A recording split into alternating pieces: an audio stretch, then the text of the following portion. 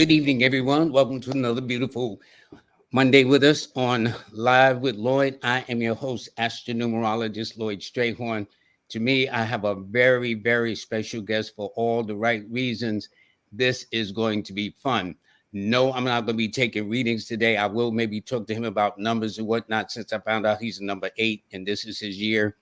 But if you got any questions for Rizza Islam and whatnot, and he's coming to New York City this coming weekend, so it's going to be an honor and a pleasure to have him. But first, I want to let you know that the show is brought to you by Jazz Aphrodite. In fact, for those that missed the class, all right, as she says, no worries, just download the full interactive program, and you can go to the URL there for the class sign up. As you see, it's greatly discounted, and that will be it. So she is sponsoring the show along with Ms. Kimberly, Manifest on Purpose, and her topic this morning was about being the victim. I think sometimes a lot of people like to be the victim as against taking their own responsibility. So it was very interesting what she had to say. So it was an excellent podcast this morning. So Ms. Kimberly and Ms. Jazz Aphrodite, I want to thank these two ladies very much for sponsoring the show. Before I bring them on, let me do the forecast for the day. By the way, evidently, people are trying to imitate me and asking you for money. I don't do that. That's why I have it that LWL, which is Live with Lloyd, or Lloyd Strayhorn, will never ask you or DM you for money. I don't play that. I really, really don't. But today is Monday, April 22nd. The sun is in Taurus. The moon is in Libra. Mercury is still retrograde till the 25th.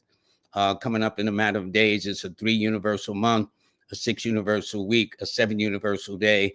And if you happen to be a Pisces or Cancer or an Aquarius or Leo, or born on the 2nd or the 7th, the 11th to 16th, the 20th to 25th, or the 29th, well, this should be an interesting day. So let me do this. Okay. All righty. As you see, I have next to me my very special guest. Salam alaikum, my brother. How are you, sir? Walaikum salam, my brother. I'm doing very well, and I'm honored to be on the platform with you, sir. Well, look who's talking.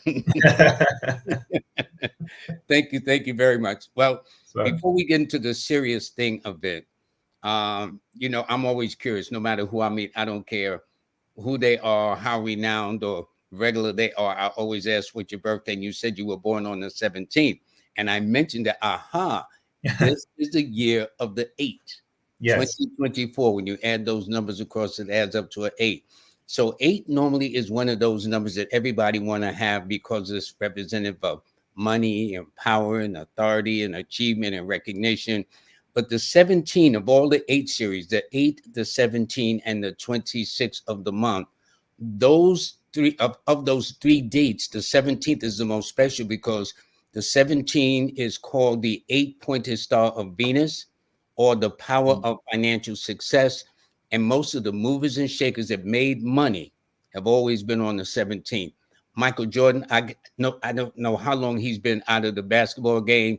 He's still making money off his retros. He's born on the 17th.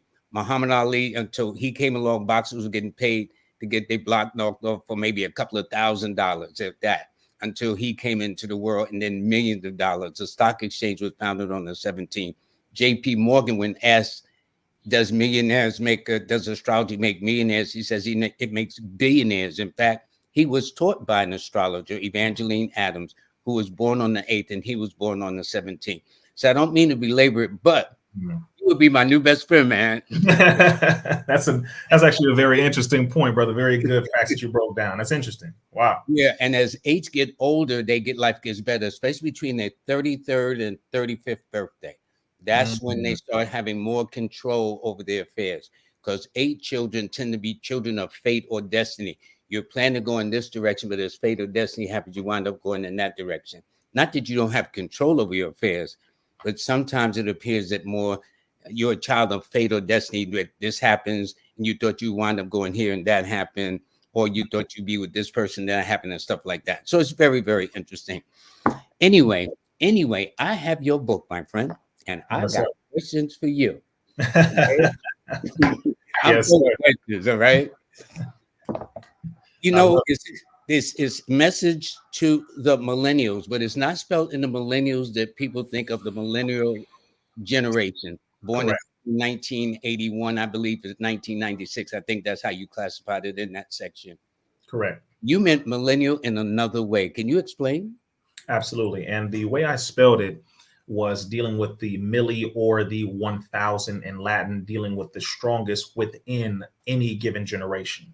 So when I wrote out millennial, it was to point out those within every generation who want to fight against evil, wickedness, a satanic system, government, world, etc. So that goes into every generation from X to Y, all the way back and all the way forward. So if you are that type of millennial, it is, you are fighting against evil and wickedness. So I wanted to make it very universal across generations. Now, you know, earlier this year, Cat Williams was the rave of talking on the Shay Shay show about speaking the truth. Yes. He would be called a millennial in that sense, I guess, right? That is a fact. Why is it that people don't want to deal with the truth, though? Well, because how is it? Truth is something that reveals everything on both sides. It also reveals the lack of accountability and or responsibility. So when truth comes about, we have to be held accountable and we have to take responsibility. And a lot of people are very comfortable not taking responsibility for anything. It seems like it's easy to do, though. You just own up to it. My bad. Okay, as they used to say, or whatever the case is. And you would think we would grow from it. Interestingly enough, that side of it comes with, for some in their mind, a fear of losing something, a fear of loss of dignity, pride, which is the biggest one most of the time. Is that pride that people, have a fear of losing, when the reality is, if you just speak the truth, as you said, owning up to something, you will increase in your, you can say, status, in your credibility, in your likability, in your relevance. You will increase in that if you are simply honest. People will see you and appreciate the fact, whether they like what you're honest about or not, they'll appreciate the fact that you were honest, because that demonstrates character. It demonstrates strength, and it really demonstrates courage. So again, a lot of people have a fear of losing something when it comes to being honest. Well, the only thing to me you would lose is the fear of being wrong and owning up to it and correcting it. Absolutely. I agree. That's amazing. One of the chapters I like in the book, chapter 2, was on social media. Yes. Oh, that's a goodie, because everybody and their mother is practically on social media. And to me, people don't know, really, it's a way for the government to keep eye on things. So when the government hears, they just passed a thing in Congress the other day about banning TikTok in the next year, talking about security. But the social media is all in everybody's business, man. That's a fact. That is a fact. And the interesting thing is, for most people who don't know the origin of social media, if you go back. Yeah, can you explain some of that? Yeah. Absolutely. Which is why I put it in the book. And I highlighted this chapter as one of the meatiest chapters in the book. I believe the biggest chapter is chapter 6, dealing with depopulation and all of that. But I got that too. I'm going to go ahead. Absolutely. But I had to highlight the social media side, because that is the biggest mental manipulation machine and apparatus and spying mechanism that the US government and other governments started to adopt after that. But you had something called MySpace. Before MySpace, you had something called 6 Degrees. 6 Degrees was, you can say, can be classified as the first social media platform.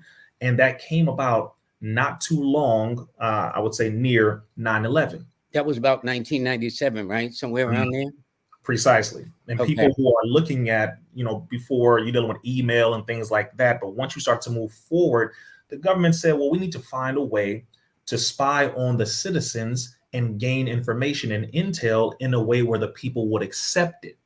See, they already had spying, they already had bugs in people's phones and tapping and all that kind of stuff, but they had to get around the Constitution, around the privacy circumstance, around the freedom of speech, and say, we need to get it to where people will give us freely their private information, their private data, in a way where they will accept it and willingly participate and volunteer. Very wickedly wise how they did this. So after 9/11, that's when you had the explosion in social media platforms. That's when you had the Facebooks come out. That's when you had the MySpace, and you had Photo Bucket being added to MySpace to add your pictures and videos and everything that you what you eat and where you going and hanging out with, and everything. Now it's in the extreme. Yes. Didn't all that start as a result of the World Trade Center collapsed Absolutely. on September the 11th of 2001. 2001, correct. And that right after that, about a month after that, is somewhere in October, they came out with the Patriot Act. Absolutely. And the Patriot Act was that was the nail in the coffin. That was the nail in the coffin, brother. The Patriot Act under, I believe, President George Bush at the time, again, was a way to get around the right to privacy with the sneak peek searches and all of those things, but in the name of protecting democracy and protecting people against terrorism. Remember, they always use a good reason to do something evil and wicked. So they said, in order to protect the people, to protect the citizenry from terrorists, we need to violate their rights just a little bit to protect their other rights. We're really crazy how they double speak. That's double speak, you know, all day long. So if it wasn't for the Patriot Act, and this was the updated version at the time of the Patriot Act, it would not have gotten as far as it did. And now we are far more, I would say, in the deep area of this long in comparison to how it was back then in 2001. Well, you know, it's interesting. Just the other day in Congress, they already extended 2 years for warrantless searching in other countries.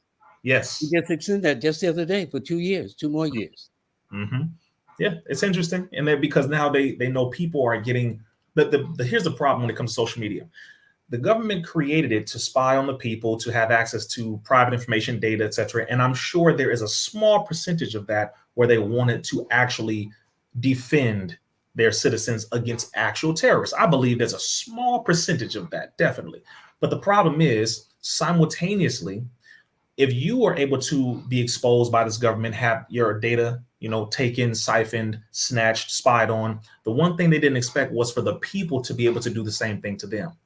So now we're able to get the data, get the information. You have whistleblowers coming out of almost every single government organization, giving the people data that they don't want the people to know. So now it's a double-edged sword, which is something they did not expect, or at least didn't expect it to happen so soon. The first time I believe the biggest leak came out was through Edward Snowden. Yep. You already know, who came out and talked about how many emails they were taking, how many phone calls they were downloading, text messages they were spying on, et cetera, et cetera. And they said he was a traitor. They tried to really take him out until he sought asylum over in Russia. And I believe he is still there to this very day. But after that, whistleblowers left and right have been coming out. WikiLeaks with Julian Assange, who they are still trying to, lock up, and a lot of other people. But it's the truth, as you said, brother. The truth is the key here. And that is something that a lot of people with vested, to me, can't be stopped. It's gonna come through the cracks anyway. That is a fact. It's inevitable, brother. And that's something that they didn't expect. But now it's at that point. We're at a point now where so much truth is coming out that people really can't handle it because they can't believe what really is true versus what they believed to be true. It's a big shock to a lot of people. What's interesting, when there was I think a couple of years ago, there was supposed to be, when a person got arrested, there was this young brother that was arrested on gun charges, and he put on the social media a picture with him holding a gun. They rearrested him, right? Of course. Of course. Oh boy, that self-incrimination is a crazy one. That happened a lot, and that's another reason why I wrote chapter 2. Was 1, to express the history of how it started. 2, to go over the motive as to why they said they started it. 3 was to help to prevent people from incriminating themselves or from putting themselves out there in a compromising way, uploading, semi-nude pictures, talking about girls doing that, or men uploading pictures of guns, even if they're registered, even if they're legal. It's not a good look to put yourself out there on video or pictures with weapons, because they can add that to charges later. They can put you into something called RICO charges, dealing with racketeering and criminal charges, where they say that's self-incrimination all day long. So I wrote that chapter, brother, to help a lot of people. That was the biggest thing, was to expose the system, how to utilize this social media platform, and then also to help people to navigate it so that they do not put themselves in a compromising position that can that can really hit them later on. What's scary is this. You said you don't care how much you delete this on your media sites. That don't mean nothing. Yes. Can you explain that? You have data, then you have metadata, and then you have this traceable, you can say, residual information trail that is in the digital realm. you cannot technically delete anything off of social media. As a matter of fact, if you go into the settings of your apps and then the terms and agreements in some of these apps, it tells you that you I was reading that in your book that they can share with law enforcement. Yes. Facebook was one of the first to do that. Instagram, absolutely. TikTok now, all of them have agreements with the FBI. This is one big thing that people need to know.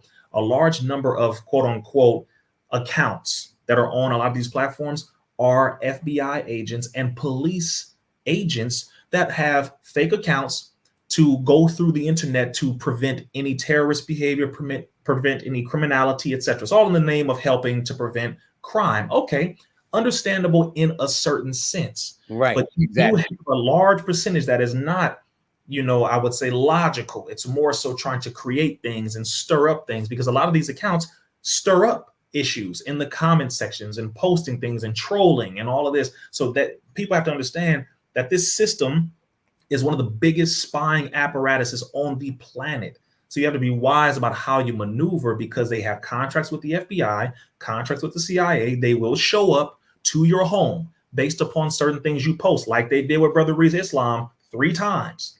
It's a very real thing. Really? Yes, absolutely. So they like to come and visit you, huh? Yeah. Or they did, until the last time when they got more than they expected. And they said, okay, all right, because that's the beauty. When you're not involved in criminality, then to that degree, you can get out of whatever it is that they try to ensnare you in. Remember, this government will always try to put things there. They will manipulate, they will exaggerate, they will create things. So again, my biggest thing is be clean. Be clean. Do not be involved in any of these things they can try to ensnare you in. Because when they pulled up to my location some years back, it was very interesting, because they pulled out legal size paper, a folder, opened it. Oh yeah, after showing me their badge. This was the FBI. They showed me their badge. It had the whole mission statement on, highly laminated, very high quality. And I told them, I said, wow, you have a pretty nice budget. I told them straight to their face. I said, you have a pretty nice budget. And they asked me if they could come in, and I said no, but I'll step outside. Never let law enforcement into your home. I was told that. Absolutely. Yeah. And people say, well, you have nothing to hide. That's irrelevant. All right. This is a stranger. You don't know who these people are. No. Step outside and talk to them. And when I had this conversation with them, they showed me their badge. They showed me my DMV record, photos. They were basically showing you to prove that, listen, we're legitimate. And they know who you are. And they know who you are. They're very thorough, at least when it comes to their introduction. I'll say it that way. They showed me, all my DMV information, etc. And then they showed me my last, at the time, I think it was my last 3 posts on Facebook. And they said, did you say this? Is this you? And I read it and I said, yes, absolutely. Now, see, I could admit to that because what I said wasn't anything wrong. Yeah. It was like an overthrow of the government. No. But I did mention the White House. I will say this. Okay, so y'all got to be careful when you say what you say. But I mentioned that about war and world war, things of that nature, and the White House and the government dealing with what they have done to the world and why certain nations dislike the president of the United States, dislike our government because of the evil and wickedness that they have practiced. So I use it more in biblical terminology, but the fact is, these are things that bring about certain reactions that we can't be involved in. And so they visited my house, and the conversation was short, but it was powerful, I'll say the least. They tried to ask me if was I part of any terrorist organizations. Really? Absolutely. Yeah, your last name is Islam. Are you a part of any terrorist? Are you connected to Al Qaeda in the Middle East? I mean, brother, it was very insulting. Yeah. That's what you have. That's when it comes to people of color, we always stereotyped anyway. We the criminals, we the worst of the lot and everything like that. And yet we the most dynamic people on this planet. The last time I checked. Come on now, that is a fact. And of course, I answered them with deep emotional intelligence, logic, and only facts. And at a certain point, they were asking so many offensive questions to where you could clearly see, oh, you're intentionally trying to push my buttons to get me to react. Upon which I answered the questions and I flipped it back on them, because the person asking me these questions happened to be a Japanese female. And then down the steps was a brother. So I said, I find it interesting that someone of your particular nationality would be working for the Federal Bureau of Investigation, seeing how what this government did to your people. Yeah, So, the Nisei. oh, brother, I went there and she said, okay. Nisei. Yeah. And then the brother, I said, brother, now come on now, J. Edgar Hoover, brother, and what they did to all of our Black organizations, brother, you should be ashamed of yourself. This word is bought. This is exactly how I returned it. And it was very respectful, but it was meeting the energy properly, because I said, how dare both of you work for this criminal entity organization that has not been a friend of your people, my people, our people, nor your people. Especially the Japanese during Pearl Harbor. Brother, come on. And I brought that up, and that's when they said, okay, Mr. Islam, that's enough. Thank you. I said, well, no, we can talk now. I have time now. And that's when yeah. Wow, yes, that's deep.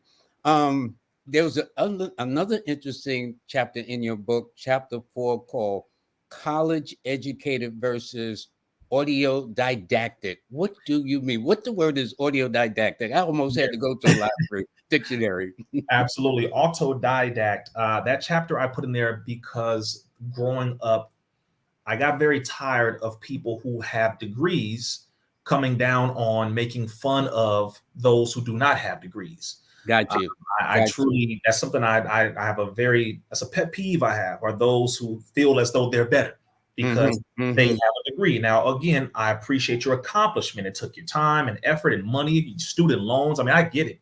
Yeah. You do all that to get that piece of paper, that certificate. I get it. However, it isn't a wise thing to try to look down on someone because they do not have those letters behind their name. So that's why I put that chapter in there, to demonstrate the fact that, well, is having a degree, depending on which area, which profession, which, career path, is it really better? So, of course, logically, if you're talking about surgery and law, then, of course, I would encourage you to probably go in that route to study for the most part. But I had to make that chapter to show the demonstration between those with degrees, those without, and the statistics and different nations, et cetera. And it demonstrated that, well, actually, a lot of people without degrees are doing far better than those with them. So it's autodidact is a self-taught person without a formal education. It is a person who reads on their own, studies on their own. They have not gone to college, or at least have not graduated. They do not have those letters. They don't have MD. They don't have JD. They don't have, all of that BS, BA behind their name. But when you have a conversation with them, you will automatically assume that they must have gone to college and they must have a college degree.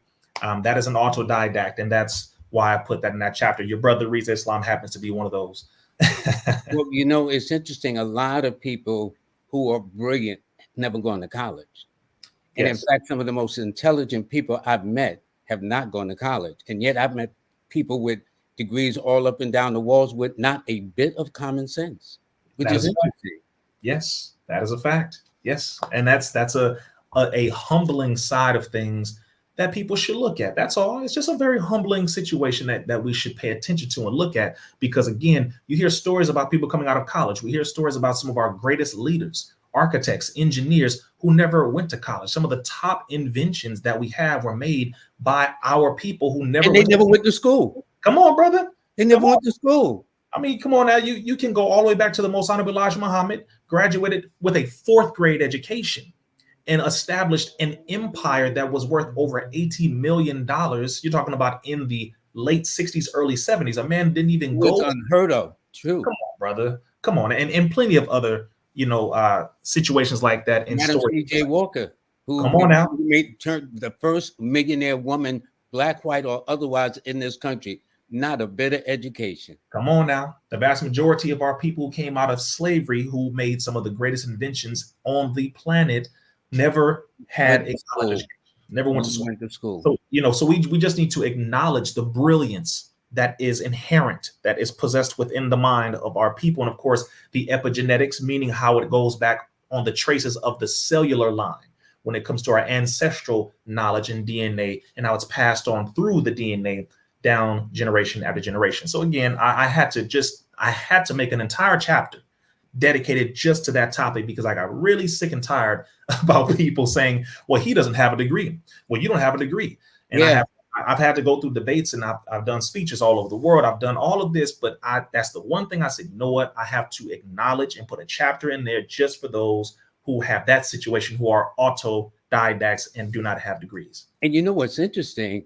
A lot of those people who've gone to college are still, and they'll be in their 40s, 50s, and 60s, still indebted under a college loan. That is a fact. That is a fact. Yes. And as a matter of fact, I know that so well to where I teamed up with a Black-owned student debt relief company that helps with that, helping to get people out of their student loans, or at least to consolidate and combine them to get it reduced so that they can finally get up from under this modern day slavery type of circumstance, paying all of this ridiculous amounts of money for an education that they can barely use, if not able to use, which, sad to say, again, I understand people went to school for years and years and years, had to get this big loan that had 10 to 15. That's right. Invest a lot of time and money. Oh God, it's crazy. It is crazy. I've heard stories. There are people I know right now, as you said, their 30s or 40s or 50s, still paying off student loan debt. And if you don't make your payments, they can garnish your wages. They utilize that and flip it over into child support. There's a lot of things that can mess up and affect your credit. There are so many things I've learned about student loan debt and how it has horrifically abused. Because you can't get a house with a student debt. Right? Yes, which is why, by the way, President Joe Biden and I believe 2 other presidents prior to that, they tried to figure out ways of bringing the student loan debt down. Trying to waive it, keep it under control. Yeah, they're trying to. Talking about for this election, trying to get it to be waived. They're not going to make it disappear. They're just going to put it on pause, as they like to call it. Okay, absolutely. They want that money. You're still going to have to come up with it.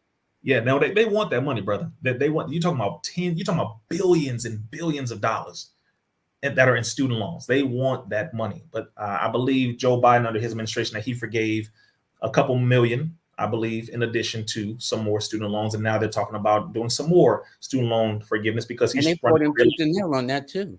Of course, they want that money. But again, it's insane. You have other nations with free education.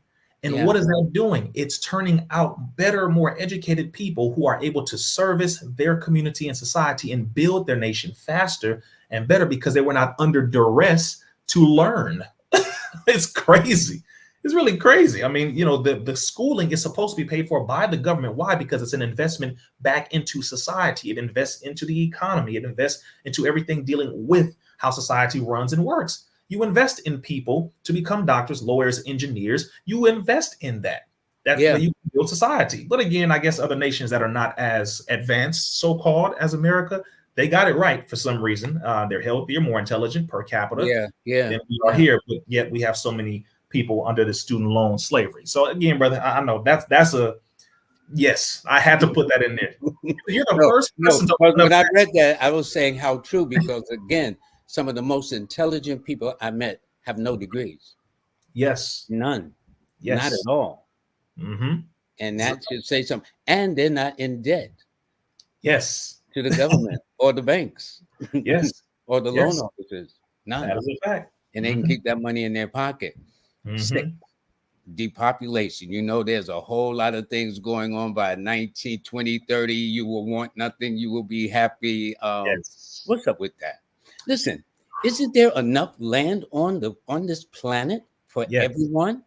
Yes. Can't each individual have an acre of land and then some to spare? Absolutely. You're talking about roughly, as we're taught, of course, the Most Honorable Elijah Muhammad and the Honorable Principal Farrakhan dealing with numbers, as I know you love so very much. They speak of there being roughly 29 million useful square miles of land, where it can be cultivated, it can be built upon, it can be utilized for growing food, etc. That is more than enough. And we should know this by now, if we don't, that almost everyone on the planet, I'm not saying just in the United States. In the United States, we have roughly over 332 million people currently in the United States. On the planet, you're talking about over 8 billion. Technically, all of those people on the planet, over 8 billion, can technically fit into the state of Texas. Are you serious? That is a fact. Technically. With 49 states left over. Absolutely. Absolutely. Here's the thing that people want to look at, because people say, well, yes, the overpopulation ploy is something that was created by evil satanic individuals that want to get rid of human beings. You have to go back to eugenics. you really want to go back into history to understand exactly what eugenics is, which of course I put that in chapter 6. Yeah, that was Sanger, Margaret Sanger, and yes, Bill Gates' father, and yes, Bill Gates himself. Absolutely. And they wanted to look at how to get rid of those who are not good or inherited good genetics. Okay, so eugenics comes from eugenes, meaning good stock, good genetics. Now you have to go back to Francis Galton, or Sir Francis Galton, who was knighted in the early 1900s. Then he, by the way, is a cousin to Charles Darwin, by the way. And interesting. Very interesting. Theory. Yeah. Yes. And Charles Darwin, I believe, is the man who said that humans and apes have a common ancestor. No, sir, Mr. Darwin. that's Mr. Darwin's theory. But if you go into eugenics, you would then understand why they're talking about removing the majority of people from the planet Earth. This starts with the melanated man and woman. So just keep this in mind, everybody. When you people that look like you and me. Absolutely. Come on, brother. You know, I'm just trying to, Absolutely. Make some common sense to this. Absolutely. This is the first thing that they looked at. And by the way, you have to look into the area of psychiatry, another chapter I put in there to segue and connect. But when you're looking at who they want to be on this planet, they don't look like you and me. Okay, that's the first thing. Who they want to be on this planet looks like them. So they said we had to get rid of a large percentage of them. So they justified and said, well, these people are feeble-minded, undesirables, handicapped. These are the titles and labels. Long before Adolf Hitler did what he did over there, he learned from California, from the eugenics movement. I want us to be very mindful. A lot of people learned what they learned from the eugenics movement being carried out heavily and successfully in America. That's the biggest thing that people should understand, which is the sterilization movement. Yeah. Sterilizing people, yes, who they said were feeble-minded, undesirables, people who are going to carry on and pass on their genetically inherent idiocy. They were saying people who were inherently stupid, inherently unintelligent, had bad genes, etc. We don't want to carry that on. So get rid of these people. This is all in chapter 6 right now, and I have to document so people can understand why. And the biggest thing now is coming after the food and the water, because they can't do it so blatantly by sterilizing everybody like they used to. Now they're looking at a passive way of silent killing. And now that's when you get into the food, the water, air quality, etc. You know, it's interesting because Dr. Washington, with her book, Medical Apartheid, talked about we have been subjects of experimentation. Yep, there you go. I got mine up there somewhere too. Yes, yeah, medical apartheid. She talked about since George Washington's first slave, we were all been subject of experiment. So it's not just the Tuskegee experiment. It's been a whole lot. I mean, and that's been the history of it. And it's interesting because the third leading cause of death in this country, other than heart attacks and cancer, is medical errors, as they call it. There's a fancy word for it. I forgot what the fancy word is, but it's the same thing. Yes, it is iatrogenic, I believe. Which, something like iatrogenic circumstance, yes, which is basically caused by the negligence of the doctor, nurse, etc. Okay. So let me tell you this. You know, in school they have this Malthusian theory that no species, no insect, no form of animal will overtake Mother Earth through its pestilence, earthquakes, volcanoes and stuff will always level the playing field when it comes to human beings. So who came up with this idea that, and if all these people are killed, then what are they going to do? It's just all for one people? Really? Yes. Well, you have some people who have different names for them. They'll call them the globalists. They'll call them the elitists. They'll call them the pure-blooded, elites at the very top. We always knew them to be satanic folks. We knew them to be devils. That's what we have all of our different colloquial terms for them. But you have a small group of people at the top, which now includes some people who look like us, who are not interested in being a part of the lower class anymore. They want all of their money. They want their power and authority, and they want to be able to exercise that anywhere at any given time. So getting rid of 3 to 4 billion human beings on the planet, as referenced by the National Security Study Memorandum 200 that was written under the 32nd Secretary of State, President Richard Nixon and Gerald Ford. That individual, which by the way became adopted policy under the U.S. government, You also have something called Global 2000, which came in under Jimmy Carter. And you also have his advisor by the name of Zbigniew Brzezinski, yeah, the writer of the Grand Chessboard. He stated, quote, in earlier times, it was easier to control 1 million people than it was to physically kill 1 million people. But in today's time, it is infinitely easier to kill 1 million people than it is to control, end quote. So they're looking at the fact that human beings on this planet are upset with their nation's government and leadership. They have exposed and looked at the fact that their leadership is corrupt. They are evil. They are wicked. They do not want the best interests of the people. They do not want to help the people, the men, women, nor the children. They don't want freedom, justice, nor equality for their people. They want people to be under their enslaved control, docile, and question nothing. Go along with whatever we tell you to do. And if you try to buck against us, we want to get rid of you. But the problem is that is happening all over the planet, and they can't control the people. So those at the top. I was going to say, do you think everybody's going to go for that? Are you serious? No, I'd say the last 3 years was a very good example of what can happen when an entire planet of world governments try to force the people of the planet to do certain things that they do not agree with, do not understand, and are not really educated about. And I'm saying the experimental shot that was forced on everybody. And you already know in New York, brother, it was crazy. Oh, yeah. It was crazy. And that forced the people to do one of two things: either completely comply because their job was being threatened, their education, their travel, their ability to have their children go to school, etc., you name it. So they either complied with it because they were told it was safe and effective, so they believed it, or they were told it was safe and effective, they didn't believe it, but hey, this is the only paycheck I have. I don't have a second job. I don't have anybody to take care of my children. I got to do what I got to do. And they just succumbed to it, took it, or they fought against it, got fired, got made fun of, was ostracized by their family, called the crazy, the ugly duckling. But you already know, right? Their child got kicked out of school, made fun of. Oh my God, you're the reason why everybody's dying. You guys are the ones killing everybody. So here's my common sense with this. If you're already protected, come on, and I'm not, how you gonna get something from me if you're supposed to be protected? Can we have a little common sense up in here with this? You're thinking too, Brother Lloyd, you're thinking too intelligently, brother. You're thinking too much. You're thinking too much, brother. You just thinking too much. That's the problem. Okay, you're thinking too much. See, we were called crazy because we chose to think and use our mind. We were intelligent. The question was, since when has the government cared so much about the people's health? I don't understand. Well, I remember the governor of New York says, come on down, give us your arm, talking to the Black and Hispanic community. They never cared too much about none of the things that's happening, at least not here in the Nueva York, brother. Come on now. Not really. No, not at all, brother. And they got so desperately embarrassing, I would say, because the people stopped believing it after the first 6 months, to where they started bribing the people and offering them incentives. Remember that, right? One offered the mayor here in New York at that time, de Blasio, offered you get a free meal, burgers and fries, and in DC they were offering weed. Come on now, that is a fact. They called it joints for jabs, brother. Come on, brother. That right there was my tip off. They got to induce you like that.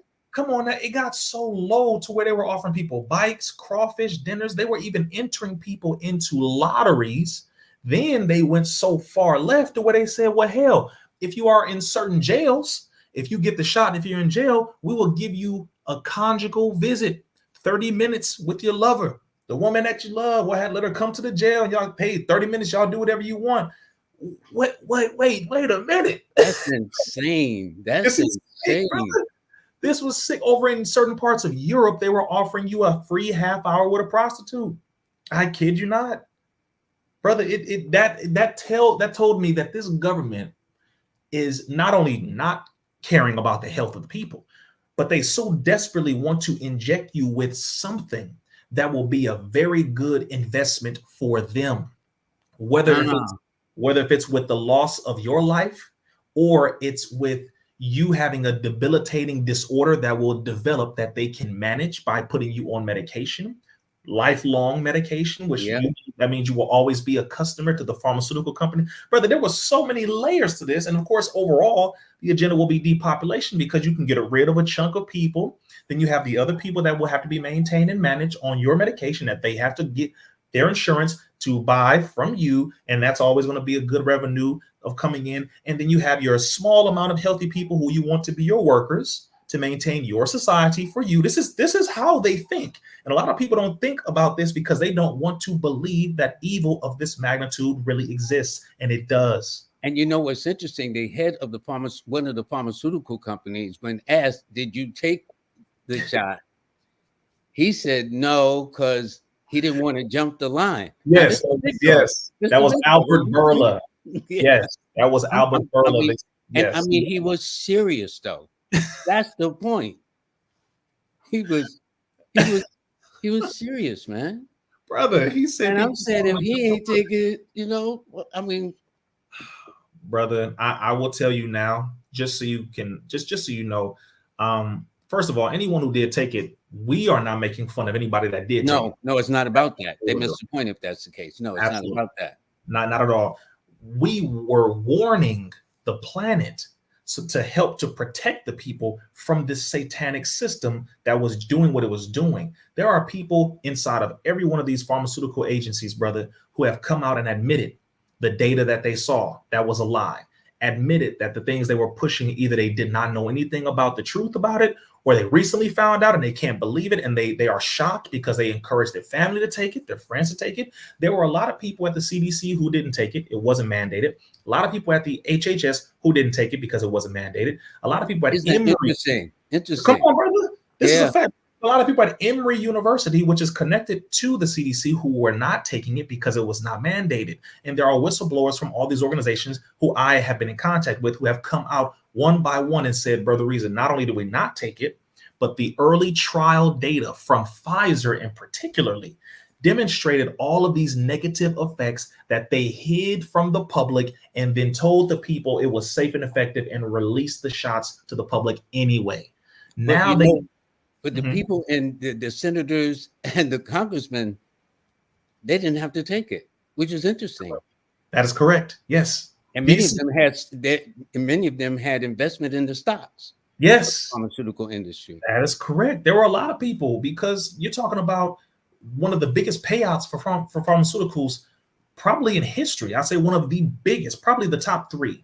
Where you're talking about in 2021 alone, the top three pharmaceutical companies that are manufacturing these shots, talking about Pfizer, Moderna, and AstraZeneca, made upwards of over $100 billion in 1 year. Wow. That is insane how much money they made. And what is it about money amongst whatever certain groups of people, or that mindset where they must have money? Let me back up too with the food, because you talked about water and the food. I notice now when shopping, a lot of the things on the back of the packages will say bioengineered ingredients. Correct. They don't say what it is. They just say it's bioengineered. It has changed my whole shopping habits. Little things I would like to get, I don't get them. What is bioengineered ingredients, sir? I mean, I know you're not a pharmaceutical person or a food. What is that? Well, as a researcher, I'll tell you, as a researcher, brother, I do my research thoroughly. And bioengineered, which is short for biological engineering, is when you are taking the natural ability of something, and particularly a food, let's say an apple, for example, you're taking away its ability to naturally reproduce itself without the means of any chemicals, any dyes, any fillers, any gums, anything that's going to be damaging for the body. You're taking all of those things and you're manipulating it into its natural form. So what we know as fruits and vegetables and things of that nature are things that don't have chemicals, doesn't have any of this. You put a seed in the ground, you add water to it, couple of days, couple of weeks, you get the flower, starts to bud, and you get the fruit. All right, that's how God made it. That's science, that's mathematics, we understand. But the system said, well, that's not profitable, because if you can grow your own apples, then you won't need me and I won't make any money. So I need to. And you know that's really dysfunctional. You know that. It's insane, brother. That's dysfunctional. It's dysfunctional. That kind of mindset is really, it's really disgustingly wicked And that's why we have to face it. We have to really admit to ourselves, Brother Lloyd, that we are dealing with a very evil system that genuinely does want to get rid of a certain group of human beings, a certain number and amount of human beings. They genuinely do. We have to admit that, because now they said, well, listen, we're going to first lie about the fact that we have genetically modified organisms in your food. We're going to lie about it first. We're going to bury it in law, bury it in legalese, legal terms, so that you won't understand what that is, scientific terms, etc. And then after a while, people are going to petition. They're going to fight for you to bring it out and start to put it on your products. Okay, now you did that. You won. Now we're going to put it on the products. But you've already become addicted so much to these cereals and these juices and these fruits and meats. It worked. So now that you have become addicted to it, you're going to ignore that, even though we put it on the label. Now it says partially produced with biological engineering, right? As you said. And now that they have that, people are so used to it, their taste buds through chemistry are addicted, because the taste buds are sending a signal to the brain that I want that. Go get that. So now you're dealing with, despite the warning of it. Despite the warning, it's right there in your face. You can read it. But guess what? Legally, now that you're going to take my product, eat my product, partake in my product, even though I warned you and told you, yeah, I got chemicals in here, it's biological engineers, not natural like it used to be. You eat it, but guess what? You did that voluntarily. So you can't hold me liable for what happens to you. About a month ago, the FDA was wanting to publish the fact of what the ill effects of ultra processed food is doing to people and their brain. Yes. The food lobby went against it. Why? Because it cuts into their profit. Yes. I'm saying, like, that's a weird mindset to me. Yes, seems like the more people that live, the more they can sell their food, and people will always eat for generations. Brother, when profit gets in the way of pure logic and intelligence and survival, the question is, who is benefiting from our sickness? Because an intelligent, good person doesn't want to make other people sick. Yeah. But a money-hungry, addicted, satanic, evil person, gluttonous, just pure selfishness, that kind of a person will sell their own mama for money, brother. They will sell a child. They will do whatever it takes to get another dollar. And that is the type of mentality we're dealing with. It's people like that. But see, here's what I'm saying. No one leaves this planet alive. Mm-hmm. So when God calls them home, they can't take a penny of it with them. Come on, brother. I mean, am I missing something in this scenario? Oh yeah, you're dealing with people who don't believe in God. That's really what we're dealing with. You're dealing with people who do not believe. They don't care. Now this is where, when you're dealing with people who you say, well, don't mess with a person who has nothing to lose. Right, exactly. We're dealing with people like that. No morals, no ethics. They're not into that. They don't believe in the right and wrong. They believe in what they want. They believe in power, dominion, and control. A pure satanic system of evil and wickedness. And it's very small. It's a small group of people. It's not a lot of people. It's a very small group. Well, if you understand that that's what's going on, that's the problem. This is the situation. Okay, so what are we going to do? My biggest thing that I'm telling people now is, and have been telling them for years, like the Most Honorable Elijah Muhammad, like Minister Farrakhan, like all of our great leaders, grow your own food, separate from this system in every way, shape, and form. We have to have our own banks, more of them, our own grocery stores, more of them, our own hospitals, more of them, our own everything, farmers and land, more of it. We have some in little pockets, but we must have more, because this system is collapsing, brother. It is going down. That there is no ifs, ands, or buts about it. They know it's going down, and they're trying to keep as many people with them, so to speak. Yes, bring them down with them, as many as possible, because they know they're going down. They know it. It's not even a joke. Man, I could keep you here for another hour, so we ain't gonna do that. But there's another chapter that I was intrigued, chapter 7, Tell Live Vision. And you were right. When I was a kid, by 11 o'clock, all the 3 channels at that time, ABC, CBS, NBC, was off. And brother, you could watch no TV until the following morning. Come on. Now they got it round the clock. And a lot of parents are letting their children go to sleep with the TV on, which to me is the worst. I can't prove it, but I don't, because when we're asleep, the subconscious mind is wide open.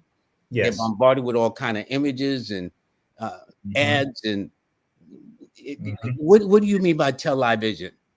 Tell lie vision programming is when they are telling you lies visually or visually telling you lies and programming you. Now we should get this by now, but now the modern form of it is this right here, where it's in your face all day long, where we're walking around with it all day long.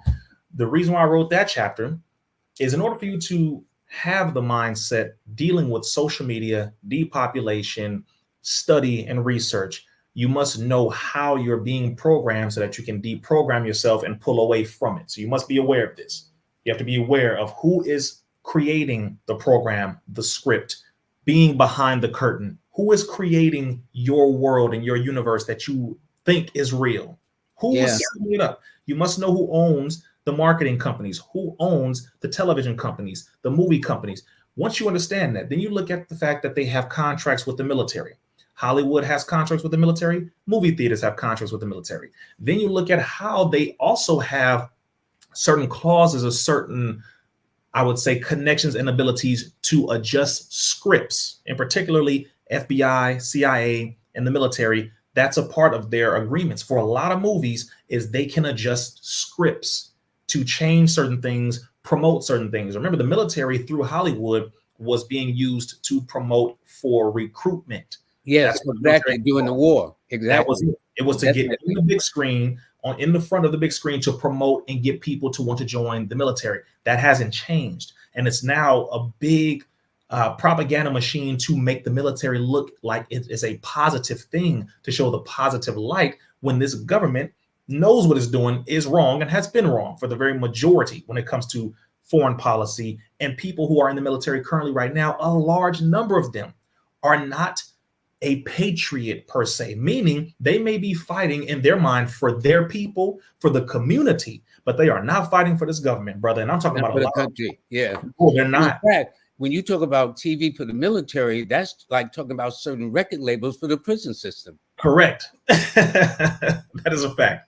Yes. Yes. And I have a lot of people who tell me this on an average. Every city that I go to when I'm traveling and I'm on tour and I'm speaking at events, I have military who are in my events, active duty military, active police officers, agents who come up to me and they tell me they dress in regular clothes and they'll tell me, from here, I'm letting you know what you're saying is right.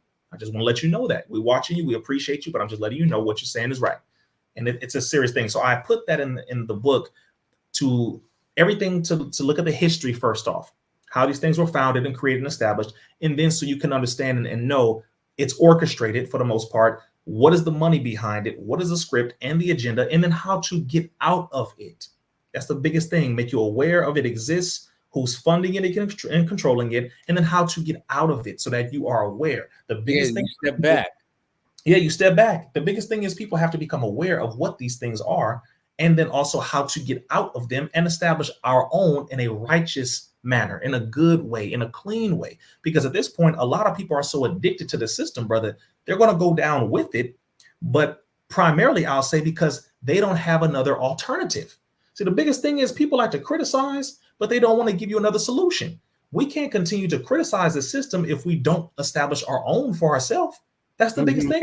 I can criticize a school, but if I don't have a school to bring my people to, well, then damn, how much am I going to criticize until I start building to replace it? In other words, what's the solution? That's it. You got to have a solution. Yes. That's it, brother. Listen, I believe it or not, I ain't finished with you, although the time is almost, but I got to ask one more question. Absolutely. One of the chapters I really liked was mental health and illness. Here in New York City, I see so many brothers, so many women walking around talking to themselves. I mean, what's up with that? How did you express it in your book? In my book, I went into the chapter's called Mental Health versus Mental Illness, Fact versus Fiction. This comes from my background in not only research dealing with the field of mental health, but also me fighting against and exposing the abuses in the field of mental health. This is long before I was exposing the abuses in the field of medical health overall, dealing with the shots and things of that nature and bodily autonomy. But I was leading protests against the American Psychiatric Association's National Convention for years. exposing what they are doing to patients who are under these drugs, exposing the fact that they push drugs and not a solution, that they label a person's emotion as a physical chemical circumstance, and that they are mislabeling a biochemical reaction in the body and saying that is an emotion and the emotion can be treated with a drug, when the fact is you can't treat depression with a drug.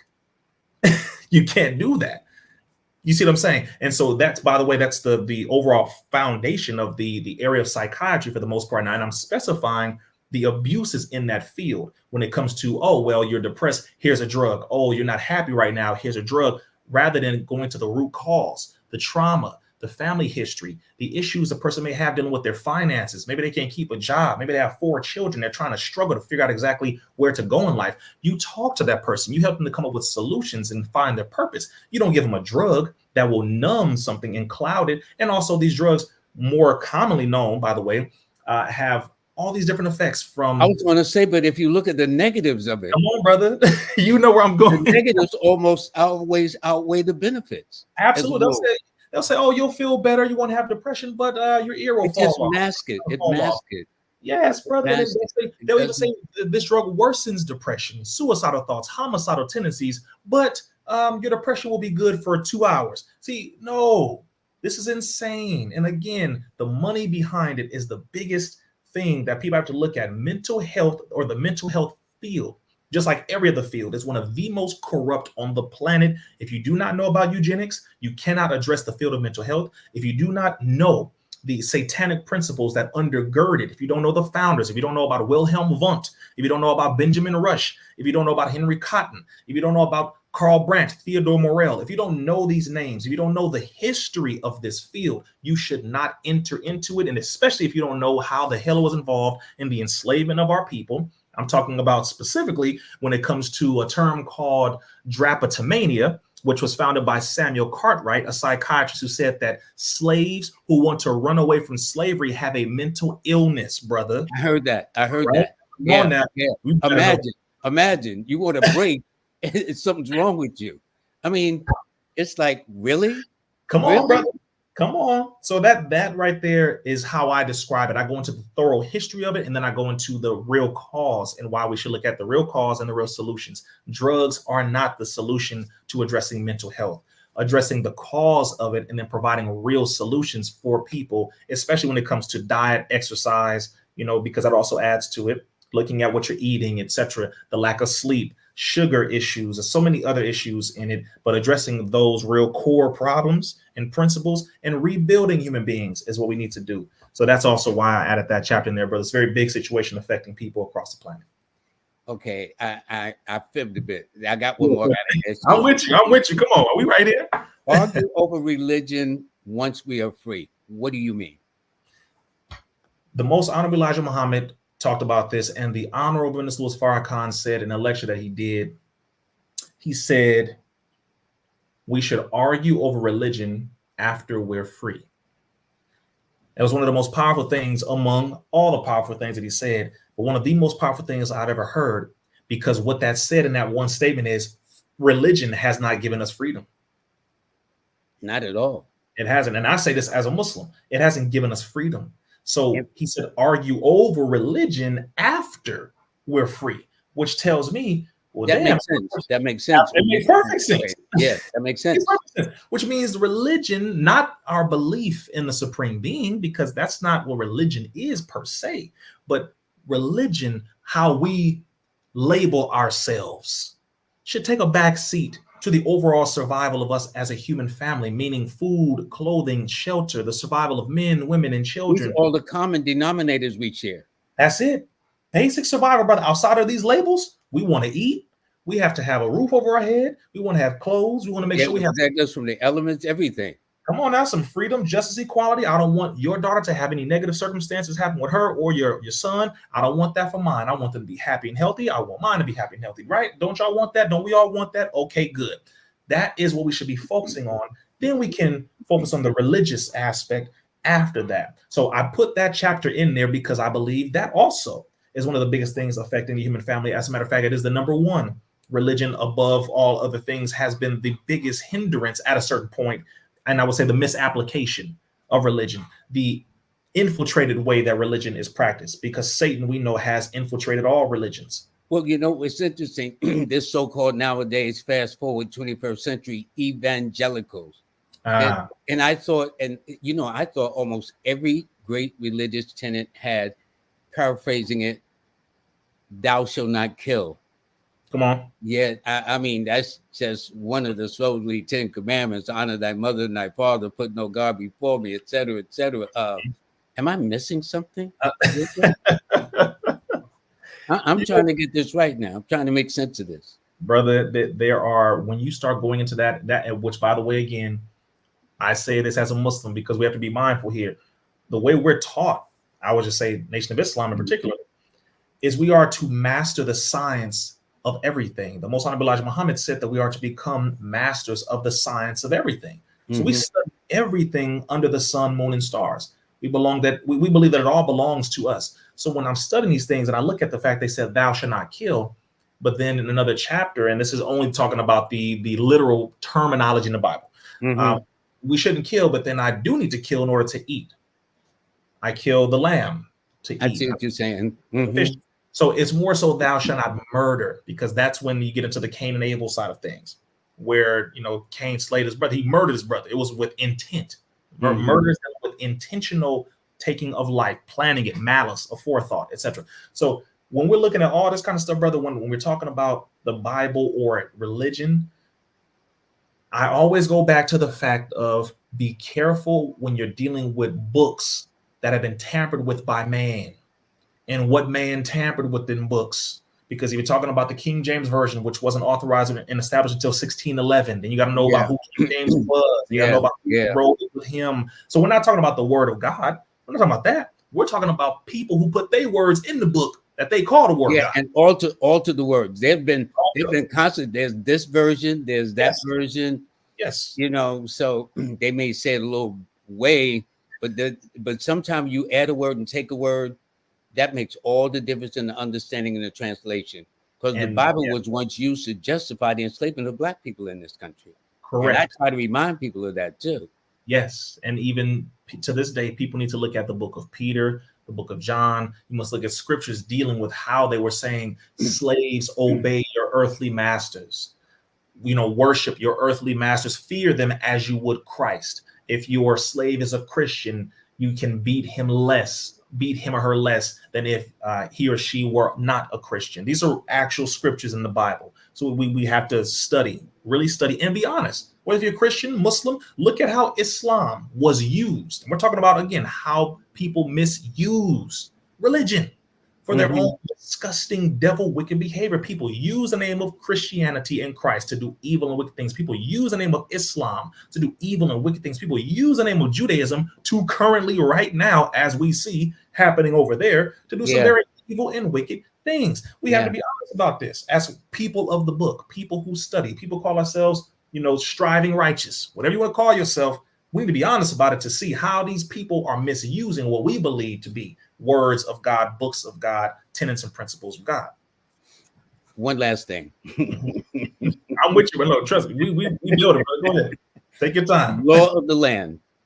Yes. Yes. Oh, okay. I knew he was going to go there. Come on.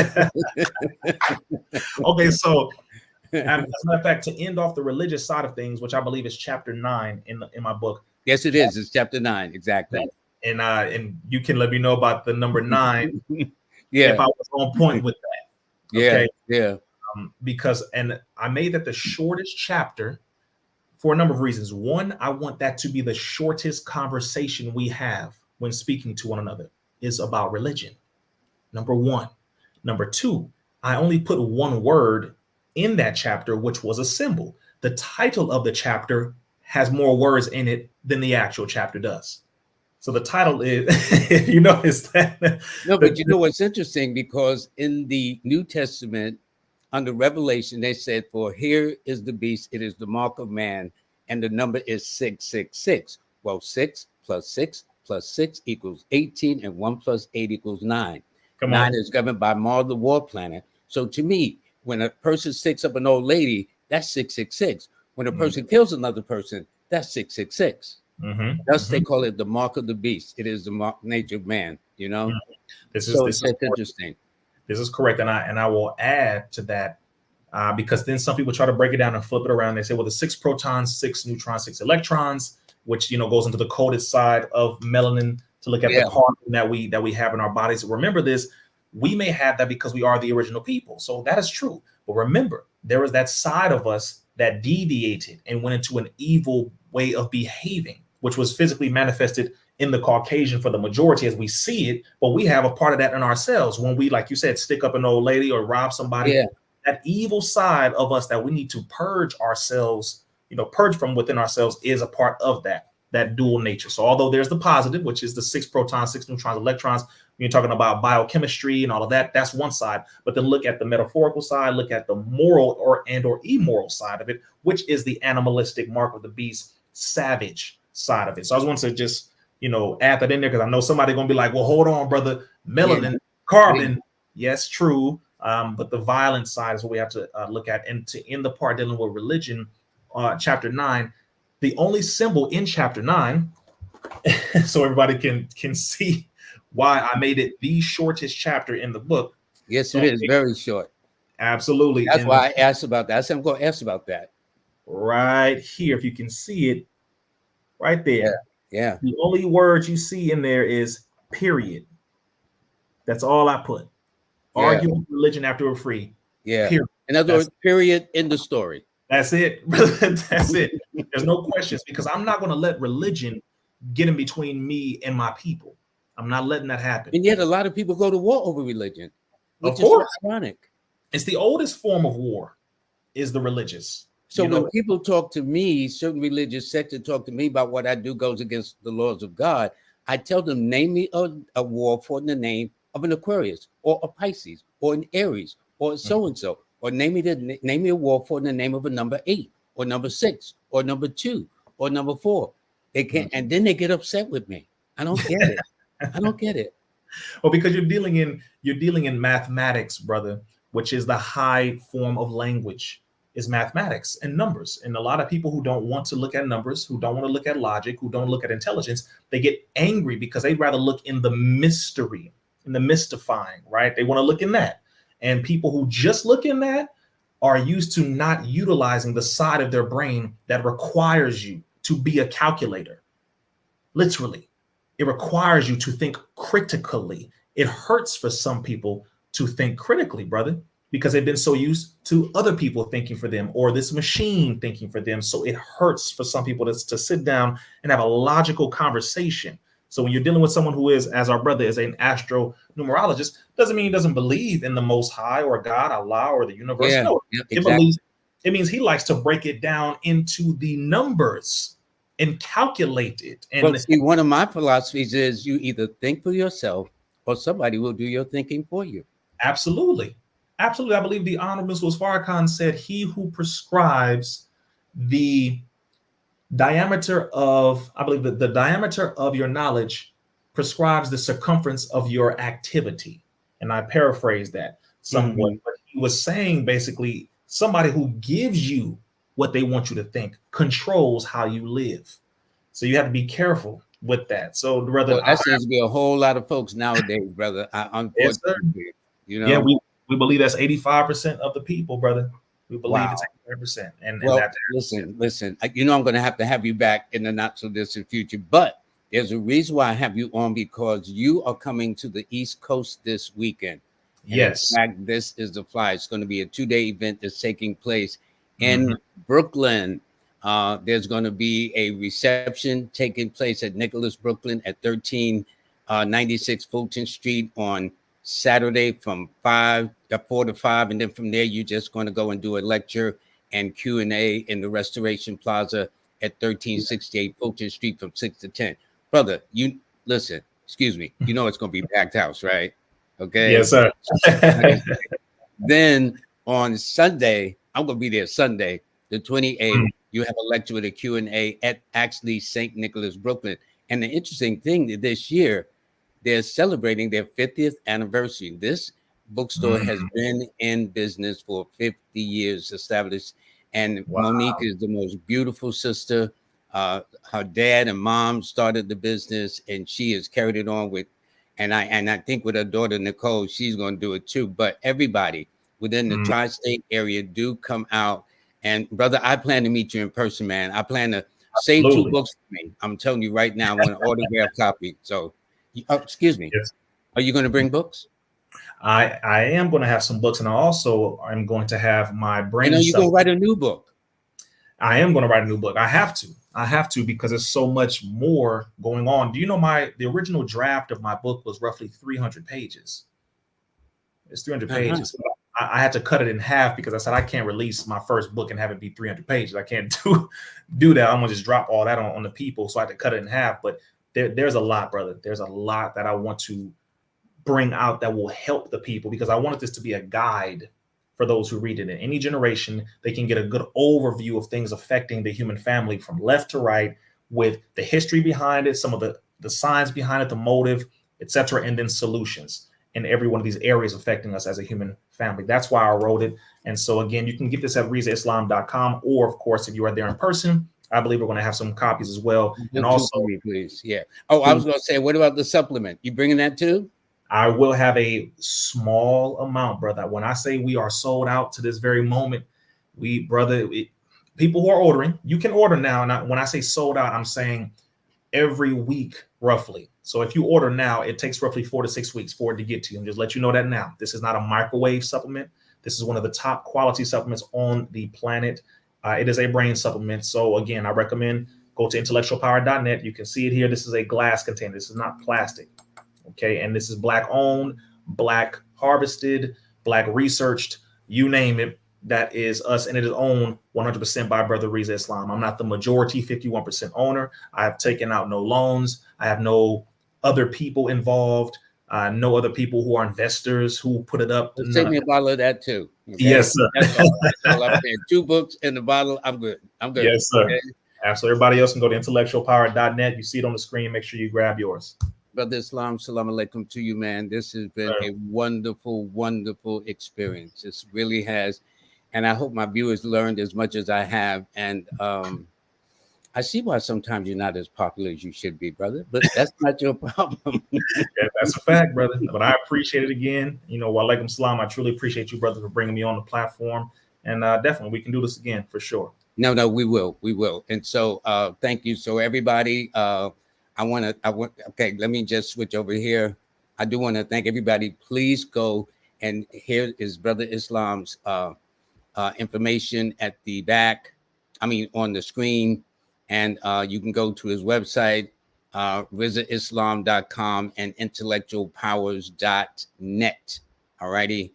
So that was fun for me. All right. So anyway, let me let you know that, let me do this, that the show was brought to you by, sponsored by Manifest on Purpose with Miss Kimberly. Please go to her website. Again, today she's talking about, are you the victim? How we kind of want to play the victim and stuff like that. And she's got solutions for that. And I thank her very, very much. And I think also with Jazz Aphrodite, please, for those that missed her class, she said it was smoking. Okay. That's a nice word for it was really banging. Well, that's a nice word for it was really good. Okay. I'll do it like that. But anyway, so for those of you who missed it, and for those of you who want to get the download of it, the full interactive class and the course material, for those that have taken Jackie's course, they know she don't play. So I would urge all of you to do that. And again, please, and these are my sponsors, and I thank them very, very much. So also, please don't forget, Rizza Islam will be present this Saturday and Sunday, the 27th and 28th. And he's going to be doing a lecture on both Saturday and Sunday Q&A. He's going to have his book. He's going to have his supplements. And I must congratulate Monique and her parents for 50 years in business.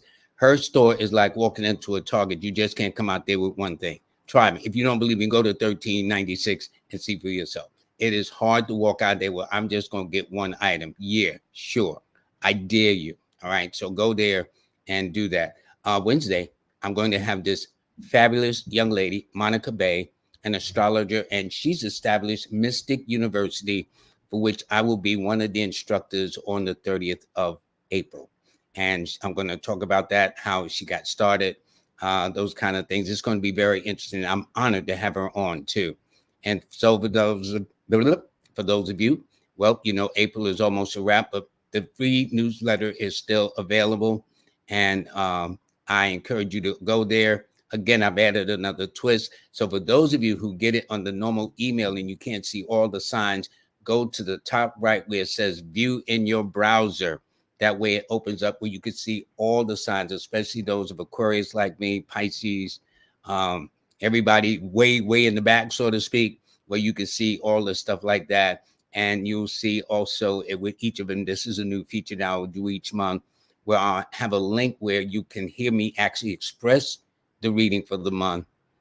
But the reading is different than the oral express. It's a totally different thing. And that way you can read about yourself, your mom, a mate, somebody you like, somebody you don't like, whatever the case is like that, okay? And as you go to YouTube and you see it is there, the April 2024 numerology forecast by Zodiac. This is when I talked about the solar eclipse and Mercury retrograde and all that stuff. May is going to be a whole different story. So everybody, I want to thank you very, very much. This was fun for me. For those of you, please in no way feel offended. It is not about that. But we want to make you aware of all the things that are very, very important to you. All righty. In the meantime, all of you have a blessed day. I'm sorry I couldn't get to anybody. And there, by the way, there were some people that made a donation. I saw that. So I do have to acknowledge them a second. Famously Blacker. Thank you so much for that. Much appreciated. And once I think after Wednesday, I will read a couple of people. I don't know whether Monica Bay will read some people with her astrological skills and stuff like that. But nonetheless, I will definitely do it. And then the week after that, I will again also. So everybody, I want to thank you very, very much. All have a very nice day. Please take good care of yourselves. And, you know, sometimes things are scary, but I'd rather you have knowledge than not have the knowledge at all. Have a blessed day.